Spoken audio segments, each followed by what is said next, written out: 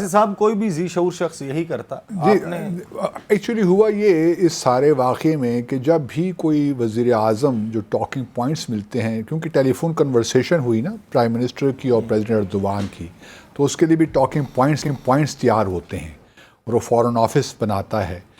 تو وہ جب ٹاکنگ پوائنٹس آپ تجاوز کر جاتے ہیں تو پھر یہ پرابلمس ہوتے ہیں، کیونکہ ان ٹاکنگ پوائنٹس میں کوئی ایسی چیز نہیں تھی کہ ہم جانا چاہتے ہیں. لیکن پرائم منسٹر نے سوچا کہ اسی وزیر اعظم صاحب کو آپ بتا رہے ہیں کہ جو دفتر خارجہ کی طرف سے رجب طیب ایردوان کے ساتھ گفتگو کے لیے ٹاکنگ پوائنٹ جاتے ہیں، اس میں یہ نہیں تھا کہ ہم آ رہے ہیں، اس میں ذکر نہیں تھا.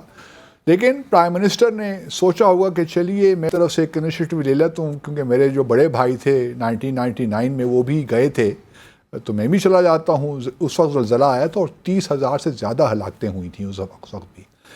تو بہرحال وہ ہمارے اس وقت جو سفیر تھے کرامت غوری صاحب شاید، انہوں نے اس کے اگینسٹ ریکمینڈ بھی کیا تھا.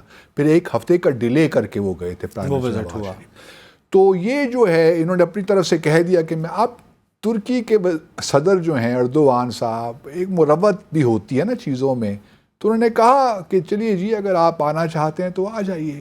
جب فارن آفس کو یہ ساری کنورسیشن کا معلوم پڑا کہ جی وہاں سے اب اعلان بھی ہو گیا پی ایم او سے کہ ہم نے جانا ہے، تو دین جو ہمارے اس وقت ایکٹنگ فارن سیکرٹری ہیں وہ ابھی ریسنٹلی ٹرکی سے آئے ہیں، قاضی صاحب، تو ان کو وہ جانتے ہیں، ٹرکی کو بہت عرصہ وہاں پہ رہے ہیں. انہوں نے پھر آبویسلی فارن آفس نے یہاں پہ جو ٹرکش سفیر ہیں ان سے بھی کنسلٹ کیا.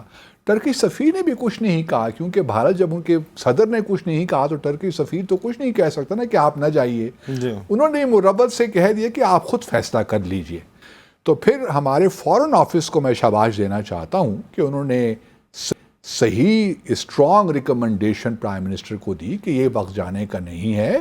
ابھی وہاں پہ ایک ہنگامی سی صورتحال ہے، قیامت صغریٰ برپا ہوئی ہے، تو یہ موقع وہاں جانے کا نہیں ہے. ہم جو ریلیف بھجوا رہے ہیں وہ بس کافی ہے، اور وزٹ ہم پلان کر لیں گے کچھ عرصے کے بعد. تو یہ ساری اندر کی کہانی ہے.